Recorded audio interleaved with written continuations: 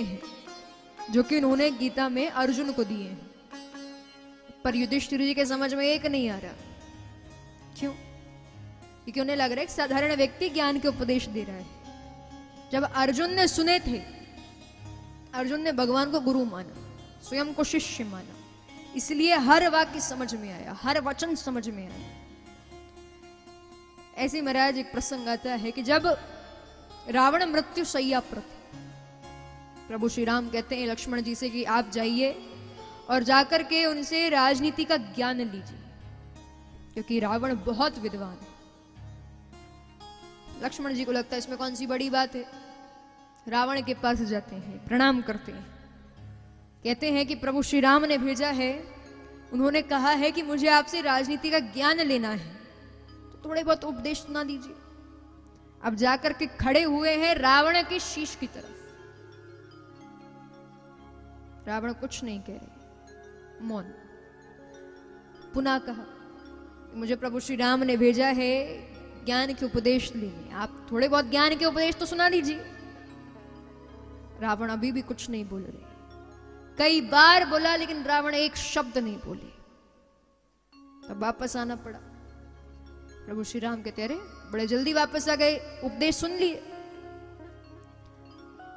लक्ष्मण जी कहते मैं उपदेश सुनने गया, मैंने बार बार बोला भी, पर रावण मौन रहे, कुछ नहीं बोले। प्रभु श्री राम कहते एक बात बताओ, जाकर किस तरफ खड़े हुए थे?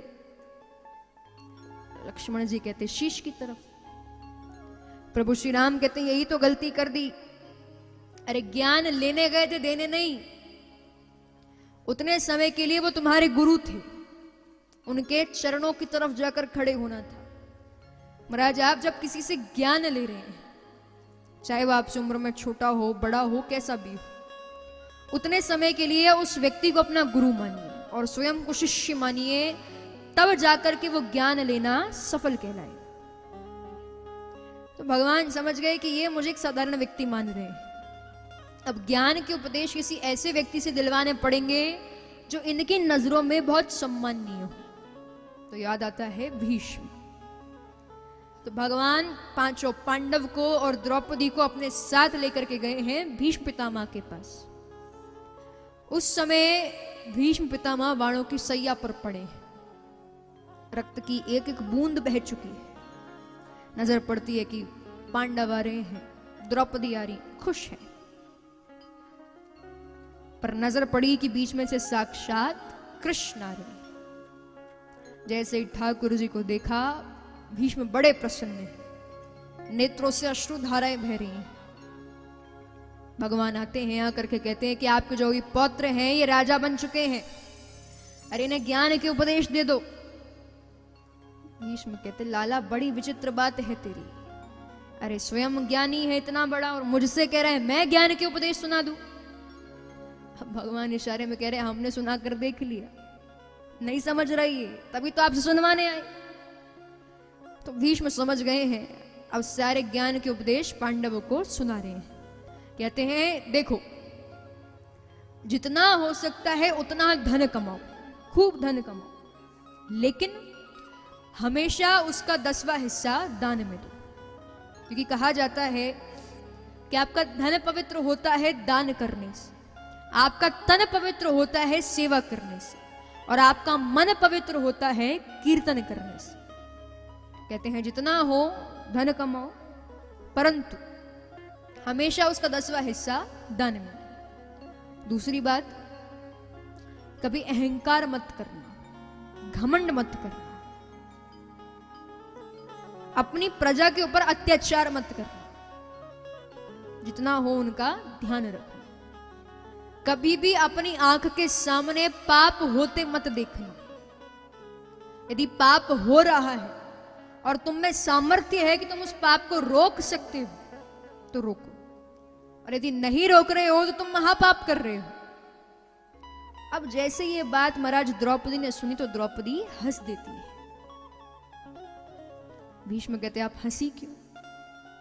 द्रौपदी कहती नहीं नहीं कुछ खास बात नहीं है। भीष्म कहते नहीं, कोई भी कुलवती स्त्री बिना कारण के नहीं हंसती। क्या कारण है बताइए? द्रौपदी कहती हैं बुरा मत मानिएगा, लेकिन आज तो बड़े भारी भारी ज्ञान के उपदेश दे रहे हो कि आंखों के सामने पाप होते नहीं देखना चाहिए, महापाप होता है। ये ज्ञान की बातें तब कहां गई थी जब मेरा चीरहरण हो रहा था। आपने भी तो पाप किया, अरे आपने भी तो महापाप किया। मैं सबके पास आई थी, आपके पास भी आई, किसी ने सहायता नहीं करी। तो यदि कन्हैया नहीं होते तो उस दिन मेरी लाज चली जाती। भीष्म कहते हैं मैं जानता हूं मैंने महापाप किया है। अरे मुझे तो वरदान है क्षम मृत्यु का, जब चाहूं मृत्यु को प्राप्त कर लूं, पर मैंने वो महापाप किया है तो आज इस वाणों के सैया पर पड़े 54 दिन बीत गए। कहीं ना कहीं मैं उसका ही पश्चाताप कर रहा हूं। महाराज द्रौपदी के समझ में आता है, मौन है। भीष्म ज्ञान के उपदेश देते हैं। अब पांडव वापस जाने लगे, लेकिन श्री कृष्ण वहीं पर रुक रहे हैं। पांडव कहते प्रभु आप भी चलो, आप यहां क्यों रुक रहे? भगवान कहते हैं कि मेरा यहां रुकना आवश्यक है, क्योंकि मैंने भीष्म को वचन दिया है कि उनके अंत समय में उनके पास रहूंगा, उनके साथ रहूंगा। पांडव कहते हैं ऐसी क्या बात आन पड़ी कि आपको वचन देना पड़ा? तो श्री कृष्ण कहते हैं कि ये बात तब की है जब महाभारत का युद्ध चल रहा था, कुछ ही दिन बीते हैं। तो एक दिन दुर्योधन आते हैं, आकर के भीष्म से कहते हैं कि हमें लगता है आप बस तन से हमारे साथ हो, आपका मन पांडवों में लगा है। भीष्म कहते हैं क्या अर्थ है? दुर्योधन कहते हैं कि जिसकी सेना में आपके जैसा योद्धा हो और उसके बाद अभी तक एक भी पांडव की मृत्यु नहीं हुई, तो हम तो यही माने कि आप उनकी तरफ हो। भीष्म महाराज प्रतिज्ञा ले लेते हैं, कहते हैं ठीक है, मैं प्रतिज्ञा लेता हूं कि कल के युद्ध में मेरे द्वारा कम से कम एक पांडव की मृत्यु होना तय है। अब ये बात उड़ते उड़ते पहुंच गई भगवान तक। कन्हैया कहते ये तो गलत हो गया, भीष्म ने प्रतिज्ञा ली है, पूरी तो करेंगे। अब भगवान भी लीला पुरुषोत्तम है, कोई ना कोई लीला तो रचेंगे। महाराज योजना बनाई और सीधे गए द्रौपदी के पास। द्रौपदी से कहते हैं कि देखो सखी, जैसा जैसा मैं कह रहा हूं बिना प्रश्न किए बस वैसा वैसा करते जाओ। भीष्म पितामह के शिविर में जाना बिना आवाज के, आवाज बिल्कुल मत करना, और सिर्फ जाकर के तुम्हें उनके चरण स्पर्श करना है और कुछ नहीं। द्रौपदी कहती है ठीक है। महाराज जब शिविर में जाती हैं तो उस समय भीष्म के नेत्र बंद हैं, विश्राम कर रहे हैं। जाकर के द्रौपदी चरण स्पर्श करती हैं तो भीष्म के मुख से निकल गया अखंड सौभाग्यवती भव। तुरंत लगा कुछ तो गलत हुआ। नेत्र खोले सामने द्रौपदी। अब आशीर्वाद क्यों दिया? क्योंकि ना कौरवों के शिविर में पांडव आते हैं और ना ही पांडव के शिविर में कौरव। उन्हें लगा कि कौरवों में से ही किसी की पत्नी होंगी, पर जब सामने द्रौपदी को देखा समझ गए काम द्रौपदी का नहीं है, द्रौपदी नहीं कर सकती, ये करवाया गया है, वो भी कन्हैया के द्वारा। यहीं कहीं शिविर के बाहर खड़ा होगा, मुस्कुरा रहा होगा। द्रौपदी से कुछ नहीं कहा, शिविर के बाहर आते हैं। अब सच में भगवान गड़े हाथ बांध कर मुस्कुरा रहे हैं, कह रहे बताओ प्रतिज्ञा बड़ी कि आशीर्वाद बड़ा? भीष्म कहते लाला प्रतिज्ञा तब बड़ी जब मैं जीवित रहूं। अरे मैं जानता हूं अधर्म का साथ दे रहा हूं, इसलिए अर्जुन से कहना कि कल के युद्ध में शिखंडनी को सामने खड़ा करे और मुझ पर बाण चला दे।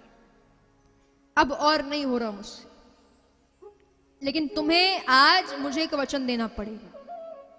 बहुत लीलाएं रच ली, पर एक वचन दो कि मेरे अंत समय में तुम मेरे साथ रहोगे, मेरे पास रहोगे।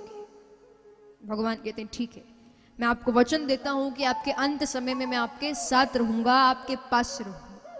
तो पांडवों से भगवान कह रहे हैं कि अब उनका अंत समय आ चुका है, इसलिए उनके निकट रहना मेरा आवश्यक है। और देखिए महाराज हमें भी यही मांगना है